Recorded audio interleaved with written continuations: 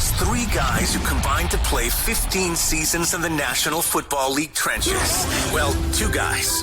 And Mackey, who didn't do shit. This is the O-Line Committee.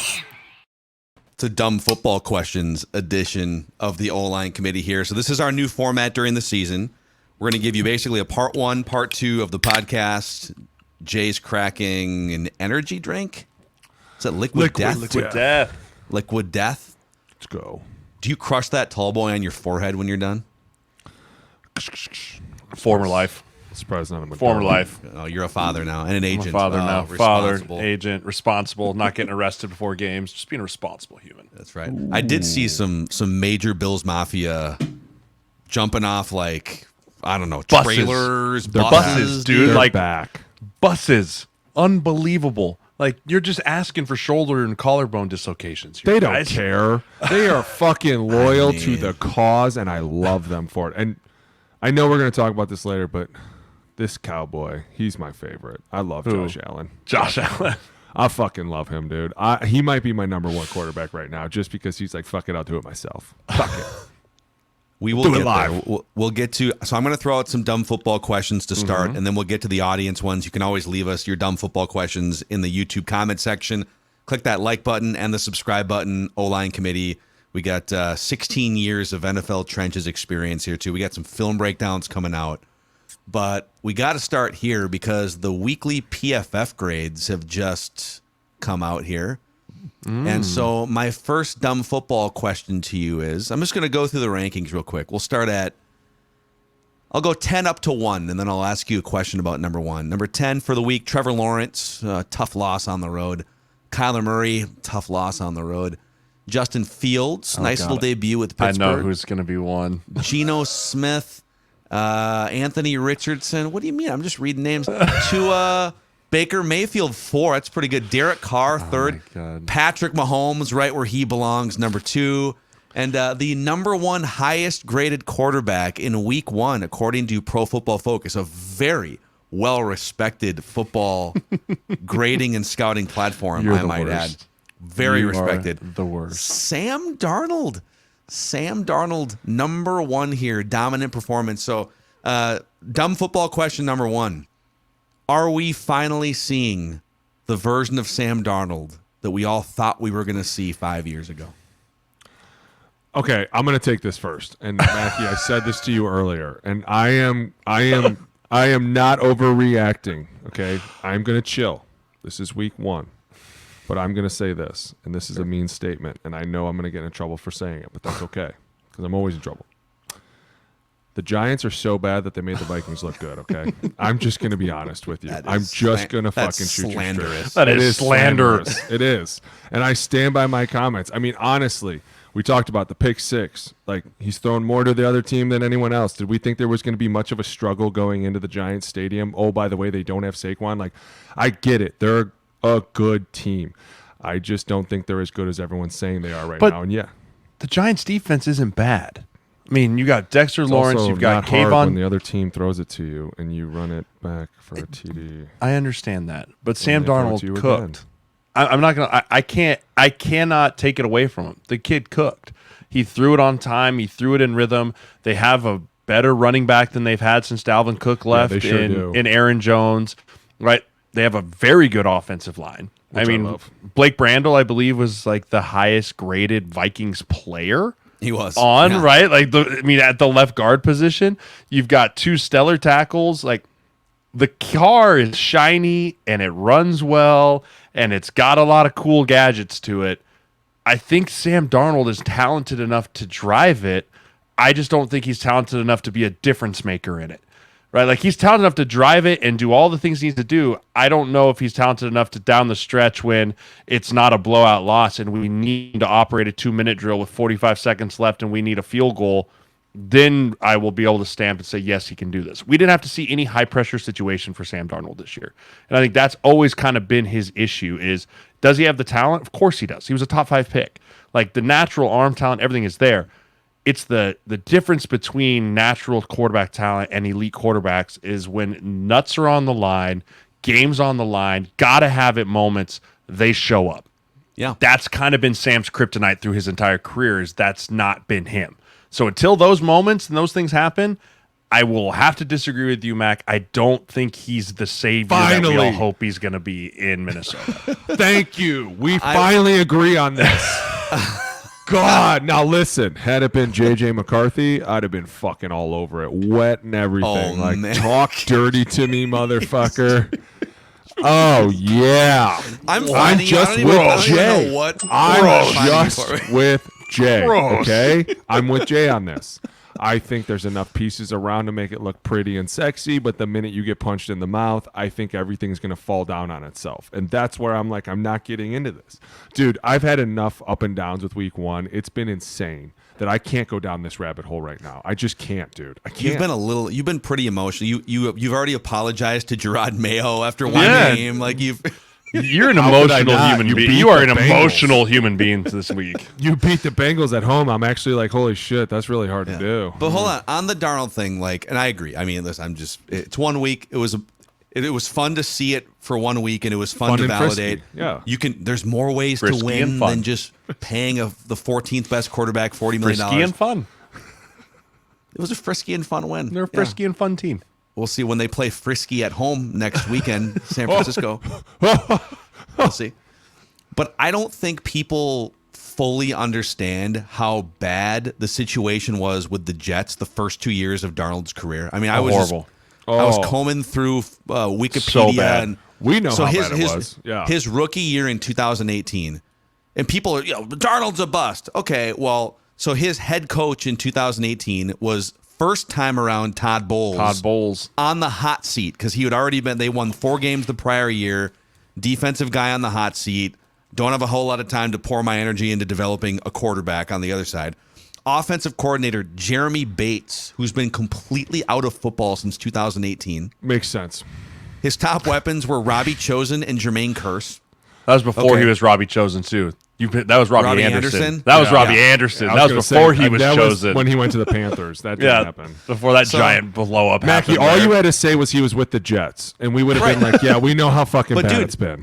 But here's how bad. So they all agree, that was bad. We should fire some people. That was bad. Let's get you some real infrastructure, Sam Darnold. Okay, that'd be great, coach. Thank you. Year 2, head coach Adam Gase, out of football entirely since 2020. Remember his first press conference, too? He was all like, hey.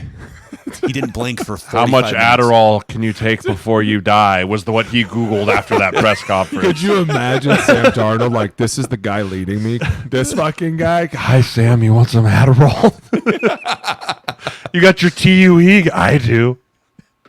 His offensive coordinator, and I might butcher the pronunciation, is it Dole Logans? I don't even know. No, I probably been out since 2019. He became the tight. He got fired immediately. Became the tight ends coach at Arkansas for his next job. So didn't even stick in the NFL. And then his top wide receiver that year was Jamison Crowder. So I'm just saying, man, like this poor guy. I saw a bunch of like Jets fans who are still traumatized by the experience in my timeline yesterday. Oh, just wait till week 2. Guy, like he's gonna be gone in a year anyways. I don't really care as a Vikings guy, but Sam Darnold deserves his flowers after week 1. PFF has him as the number 1. I agree. Yeah, he cooked. He did a great job. He did everything he was asked to do. We'll see when high pressure situation hits if he can continue this or not. Next week. I will. I'll say this: be high pressure. It made me optimistically excited for what J.J. McCarthy might be able to do in this offense next year, right? Because they lose no one. No one on that offense that's here right now. Aaron Jones, is he on a 1 year or 2 year? Basically a 1 year. 1 year. Okay, so maybe you lose Aaron Jones, but other than that, everyone else is back, right? And that KOC is a phenomenal play caller. Like Vikings offense is in good hands come next year with all the pieces that they have. If JJ can be the difference maker. Yeah. Okay. Next dumb football question here: are the Packers going to miss the playoffs? Ooh. 0-1 Jordan Love. Has there been a report yet? 4 to 6. 4 6. Listen, MCL is a minimum of 4 weeks. They're fucked. Like I've done multiple MCLs. Extremely painful. extremely painful injury, right? Imagine, I always explain this to people, like imagine your knee like opens like a book to the outside.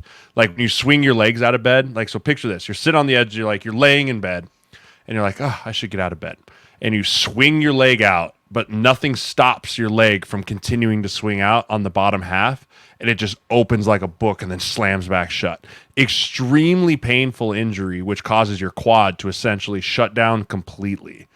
And your cutting ability goes to basically nothing for a long time. That's if he can come back, because I saw the slow-mo video of that. That was a full pop. Like that wasn't like, oh yeah, you strained it. Like, no, you definitely at least grade 2 tore that MCL. Like at least a grade 2. Ugh. He's out for at least 4 to 6 weeks. And 6 weeks being like healthy, can come back and feel good about himself. He comes back in 4, he's going to be a 75% version of himself. And you don't want that. You don't want that. Not with your $55 million a year, guy. You just paid him. Like, this is the point where it gets really hard, as I think. And this was the one job I would never want to be as a GM after this. Like, hey, we're week 1. We just lost our quarterback. Do we rush him back? Do we ask him at 6 weeks if he's fine, or do we just sit here and go, we're going to put you in bubble wrap for a while? Like, it's a fucking tough call, but at the same time, dude, that's a big fucking loss for them. Big Huge loss. Like, and their schedule. So let's go through it quick here. So, and you might don't know that they make the playoffs. Look on paper, I'm going to say like, oh, home against the Colts. I'm going to say no. Dude, I'm going to say no. Home against the Colts. I know that the Colts aren't a perfect team, but they gave the Texans a fight. But dude, Anthony Richardson, back foot, 70-yard touchdown pass, 70 yards in the air. Dude, howitzer for an arm. Howitzer cannon for an arm. Unbelievable. But that's their whole offense. That's the problem, though. Yeah. Their whole offense is playing 500 and seeing how far it can run. I mean, he missed a Mitchell, that wide receiver from Texas, should have had 2 60-yard touchdowns too, because he missed them. But like, they got some burners on the outside, and then you could still pound it up the middle with Jonathan Taylor. Colts, I mean, the Texans are still really elite, but the Colts are flirting with the line of like coming right over the top and being really good. Because remember, Anthony Richardson's only got 5 games now. Like, he's still kind of figuring it out. If he can stay healthy and continue to go, look out. So you got Malik Willis, Packers starting quarterback is going to be Malik Willis. I think Clifford. I think Sean Clifford will start this week. He just doesn't know the offense. Yeah. Like, I mean, Willis has been there what? He got claimed at the deadline, like on cut day, or did they trade for him on cut day? Yeah, like he's only been there probably 3 weeks. That's really hard to ask somebody. At least you know Clifford can go out there and run your offense. Now, will it be Willis eventually? But I think you see Clifford this week if things go disastrously bad, which it could. Then you probably see Willis too. But like, he's not. That's right. He is out there, Ryan Tannehill. But you don't sign Ryan Tannehill for a guy that's you sign Ryan Tannehill if Jordan Love's out for 12 weeks. Like, I don't think bringing Tannehill in and getting him ramped up to speed for 2 weeks and then having him start for 3 weeks, that's not worth doing, in my opinion. Dude, you're talking about 6 weeks. That's a third of the season. I agree. At this point, but can Tannehill come in and make a difference in 6 weeks? No, I don't think so. Think about it, though. 6 weeks is being very generous. So you're looking at more like 8 weeks, because you're going to have to get him back to practice. You're going to have to see what he does. You're going to have to get him on the field. So if you're like, yeah, we're talking an 8 to 10 week injury, I'm bringing in somebody that I know can do something, and we're going to basic shit dumb down. We're going to dumb all this shit down, and guess what? We're going to have to fucking create a new identity. Dude, you remember what offense he came from? I was just going to say, you have to Tannehill create a new identity. Tannehill came from a like, I'm going to throw it 21. I'm going to throw it 21 times a game, and 18 of those are going to be play action. Derek, you take this. You run this that way for 55 fucking times. That's what I said. Where's DeAndre Hopkins? He's somewhere down there, right? Like, that's all Tannehill did. Like, no. You can't. Our whole goal in this is the Packers are kind of fucked. Like, you're really looking at an uphill. And by the way, battle like now. Other teams you have on the schedule, I mean, you at Tennessee, home against the Vikings, division rival, and now you don't have Jordan Love. At Rams, Cardinals look feisty. Texans at Jacksonville, Lions. I mean, all those teams look good. All of them do. And that's you're not going to go like 0-9 or whatever, but it's or 0. Your hope would be to be 500 when Jordan Love gets back. That's a win. If you can get Jordan Love back, and you're at 500 for the season, you'll give yourself a chance to still make the playoffs, right? Detroit is going to win that division by far and away. Oh yeah, right. Especially now if you're behind the 8 ball, right? You're behind the 8 ball. They're going to get a 3-game lead or a 2 or 3-game lead by the time Jordan Love's back. Like, that's going to be really hard for you to claw your way back from. But they're talented enough that if Jordan Love can come back and be relative healthy midpoint of the year, they'll make a push and get themselves in for a wild card spot, I think. I still think they make the playoffs. Okay, next dumb football question. Did Tyreek Hill invent the best, latest touchdown celebration?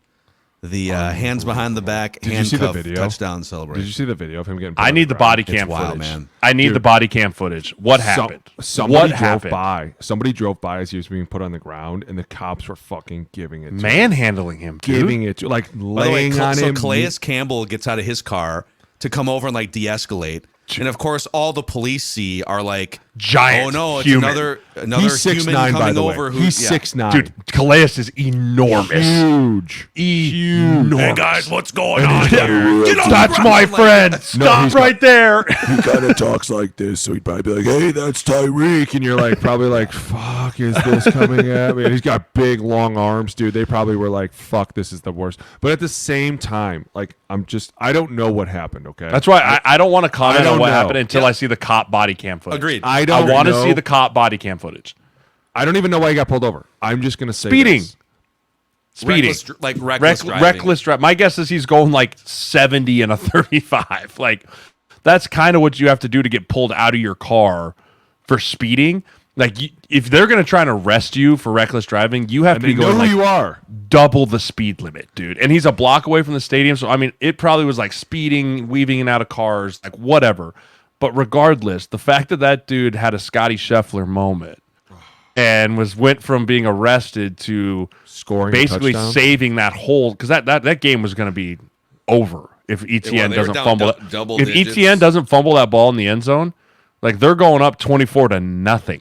Yeah. 24-0. Like, I don't mean Miami maybe can come back from that, but to flip it, go deep, Tyreek Hill touchdown, and then to do the arrested celebration. Unbelievable. Hilarious. Unbelievable. So this is from Jeff Darlington, who, by the way, was also on the scene for the Scotty Scheffler. Like, he's just always, if Jeff Darlington is on the ground at your sporting event, someone's getting arrested. Per sources, Tyreek Hill received 2 citations as a result of his traffic stop, careless driving, and a seatbelt violation. Calais Campbell, who said after the game, police told him they briefly placed him in handcuffs for disobeying a direct order, did not receive a citation. There's an internal investigation going on by the Miami-Dade Police Department, and that's all the information we have as of the recording of this. So that'd be traumatizing to deal with before a football game. Could you, Jay, imagine being in the locker room and somebody comes in and is disaster. Like, so-and-so got arrested right outside. You'd be like, not even so-and-so. Like, one of the best wide receivers in the league. Like, hey, Tyreek's in handcuffs out there. You're like, pardon? Right, like, did you say? My wrists are taped. What do you mean he's in handcuffs? Like, we're getting ready to start a game. Unbelievable. I bet team security was probably fucking running down the street. Like, no, stop it, no. Fuck. Week 1 and it's already starting off with a bang. I love it. Yeah, can't get away from it. Nope. So we'll see if more information comes out. Let's do we got to sprinkle in some listener questions here. Of course. Give it to me. The YouTube comment section. No question is too dumb for dumb football questions here. This one is from, let's see here. Jing Ping says, I have a dumb football question for Jeremiah. Do you have any Randy Gregory stories? Yeah, funny, dude. I actually ran into Randy at the game this weekend.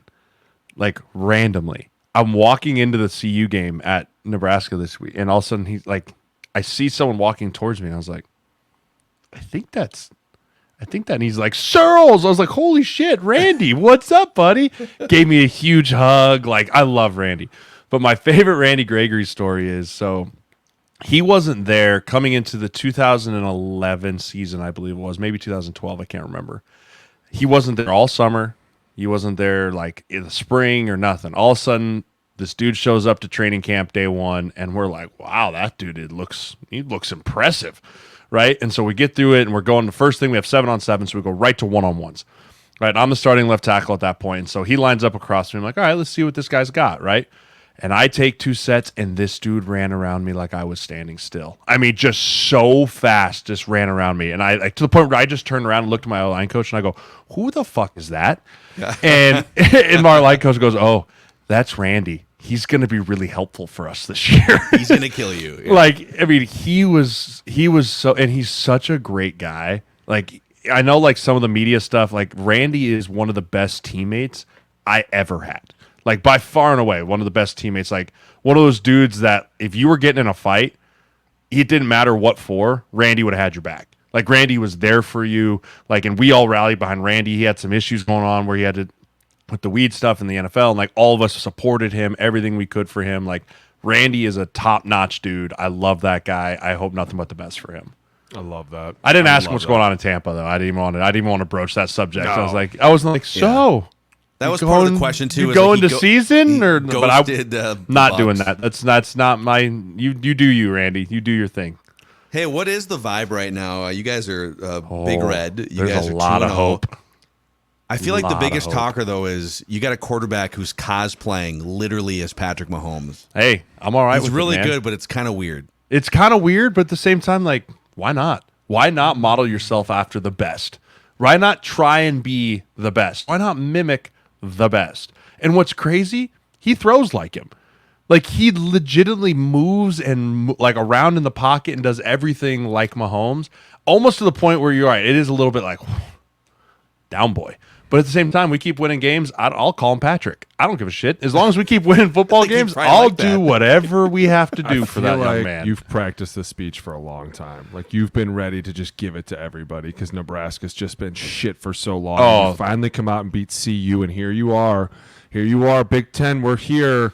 Did you see the latest on three playoff picture has Nebraska as one of the first 4 out?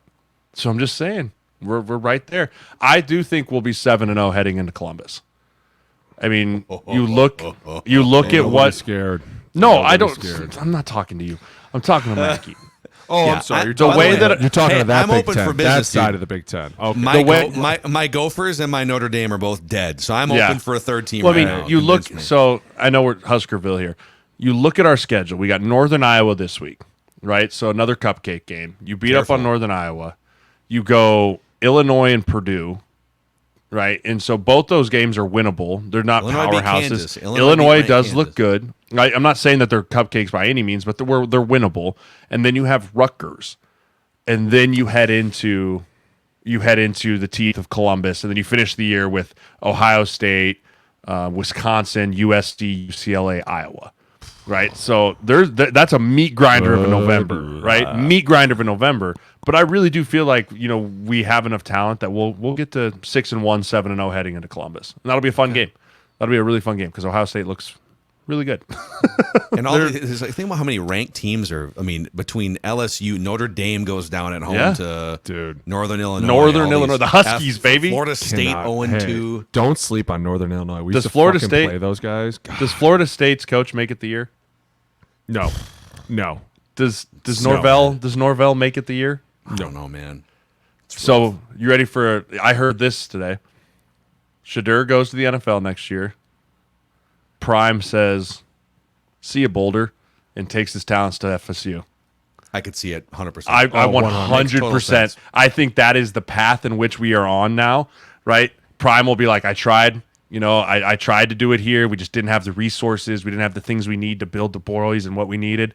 Florida State's going to give it all to me. I'll have unlimited Florida. I'll have unlimited money from the NIL facilities. Like, I'll be able to build it there, and he'll go to Florida State and take Shiloh with him and finish his tenure there and leave Shadur, CU. by the Leave way, CU in shambles. Shadur is going to go, top 5 or whatever, top 10, throwing offensive line under the bus, throwing receivers under the bus. Dude, it's going to be a disaster for bus him in thrower. the NFL if he doesn't clean some of that stuff up. Did you see that video? Did you see the video, Boone? I've only seen clips of it. So, they asked him, they're like, how do you, not great? And he goes, well, how many times did Raiola get hit tonight? Talking about the opposite quarterback. I know. He's like, they could run the football. I was like, if I'm that O-line, I'm letting him die. Dude. And I'd be like, oh, you want to see how many times you could get hit? Sure. I will say this, Phil Lodeholt, love you to death, bud. Love you. And I was on the sideline. I thought he was going to break everything. Like, he was just so, I mean, I got to run into him and Pat Shurmur after the game, which was great. Like, and I felt, I mean, it wasn't like, hey guys, or he's like, hey man, like, I was trying to be very respectful because I was like, I'm not going to rub salt in the wound. Like, this, I love too much respect for both of you guys. And then we rushed the field, which I thought was really dumb. Like, I thought it was really dumb. You feel like your Huskers standards are a little higher for but Nebraska. It was also like a really weak like field rush. It was kind of like a half-hearted field rush because everyone was like, we probably shouldn't be doing this. Like, the CU team's gonna win like 4 games this year. Like, we're just like, yeah, rush the field. But your standards are way too low now. I feel like there's a generation of kids that have lowered their standards. Yeah. They don't know what standards are. No, we it's just Nebraska standards have been so low. Agreed. The minute they win at home, they're like, holy shit, Wait, we got to do we won something. a primetime game. Like, Yeah. we there was a sign. There was a great sign that's like, this is the Husker football my dad used to tell me about. I was like, that's a good one. Like, that's very true. Not even very close, true. kid. Not so, even but yeah, close. I don't know. Well, might have to have a stake in a beer bet for Ohio State. Let's go. Ohio State, Right now. Nebraska. Right No, now. not right now. No, I need to I'm see not more. scared. I'll fucking do it right now. Let's go. I got the whiteboard over here. Don't. No, not Go yet. ahead. Not Let yet. me pick Not it yet. up. No, I'm not ready yet. I'm not ready yet. Lloyd Heim says, how many training personnel and different training services are provided to NFL team members? Like, like how many? Like the support, not the Unlimited. assistant coaches, but the support. Training staff and stuff like that. Like, dude, you got to think there's guys like Les Pico who are just there to make sure that everything goes smoothly with guys' lives, and they're always dialed into them.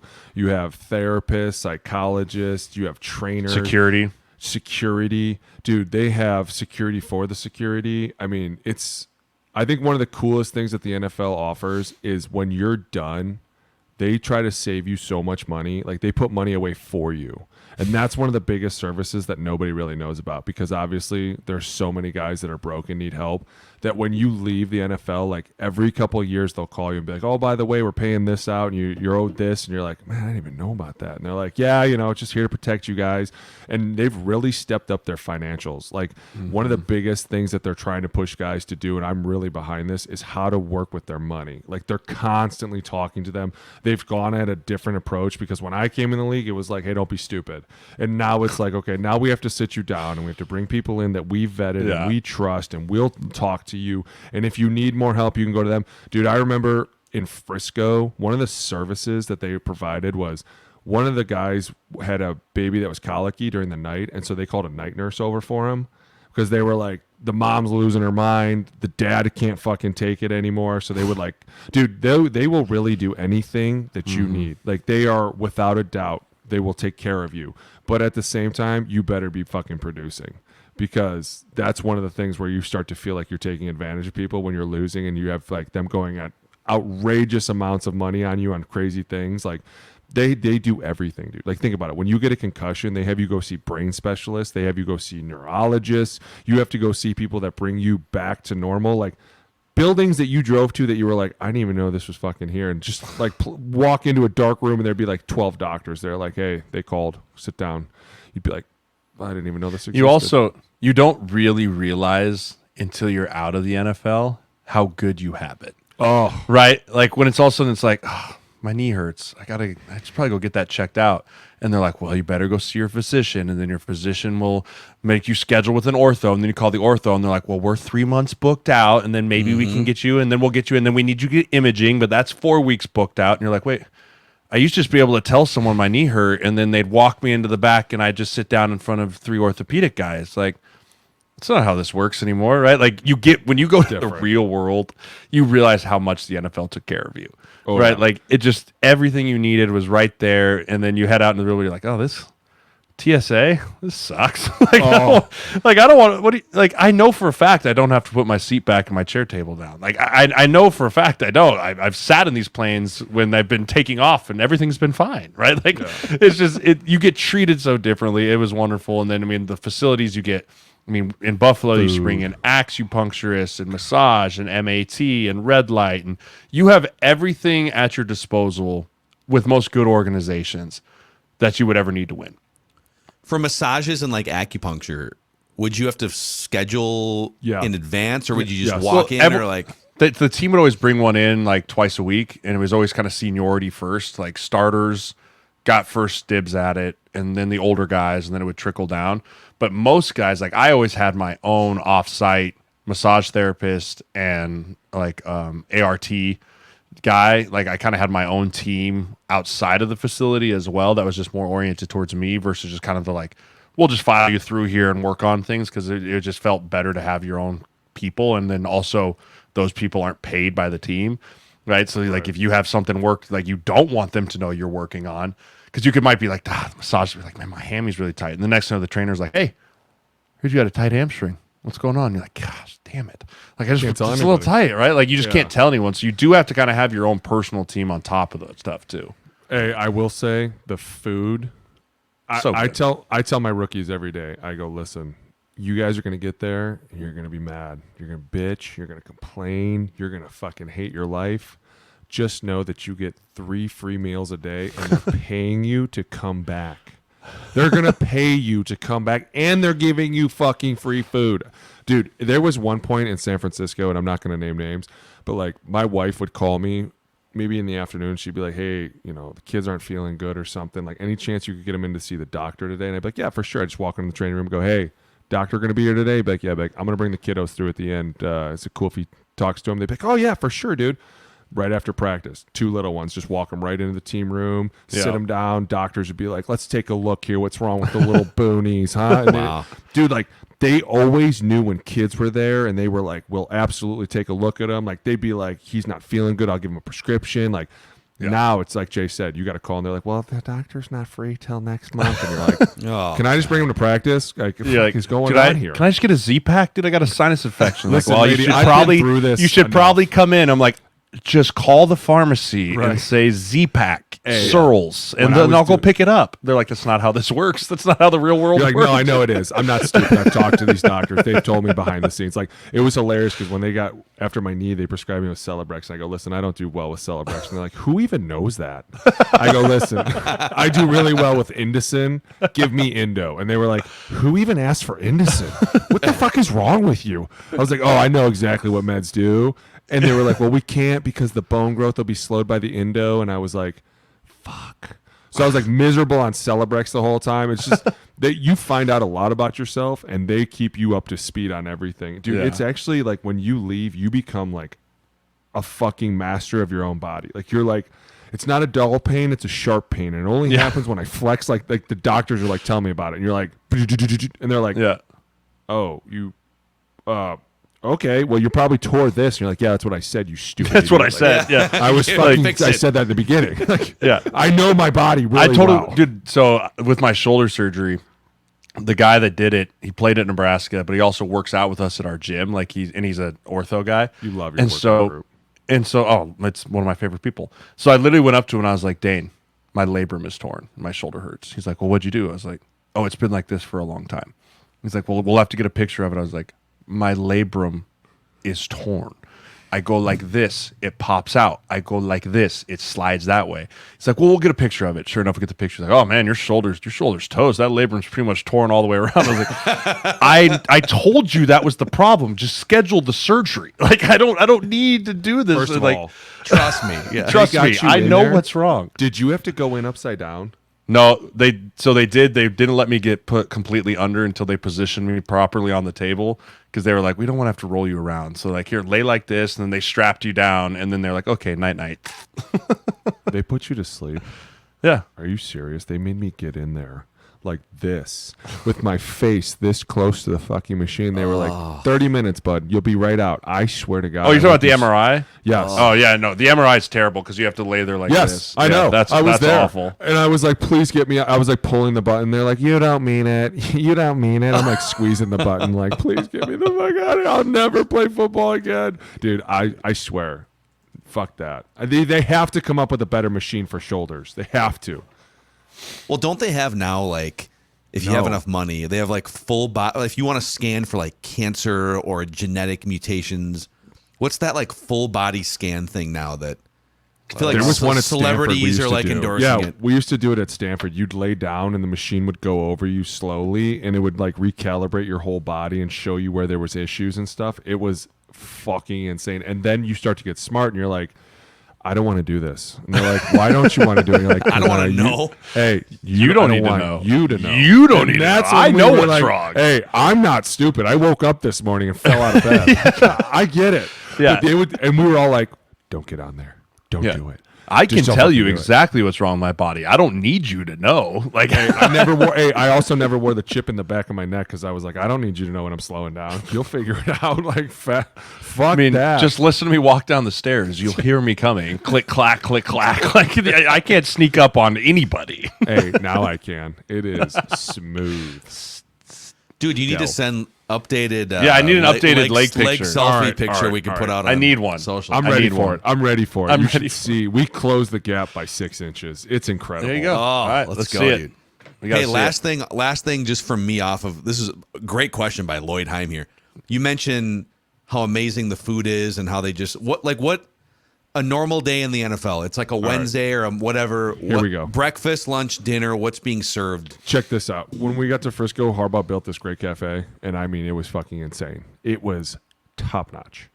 And every day you could come in, and like Jay said before, they'd always remember your order, and they'd always be like, oh, you want the scramble with the bacon sausage on top of the whatever. You'd be like, yep, I do. They'd have like these random French toast that would be out that would be amazingly covered in something.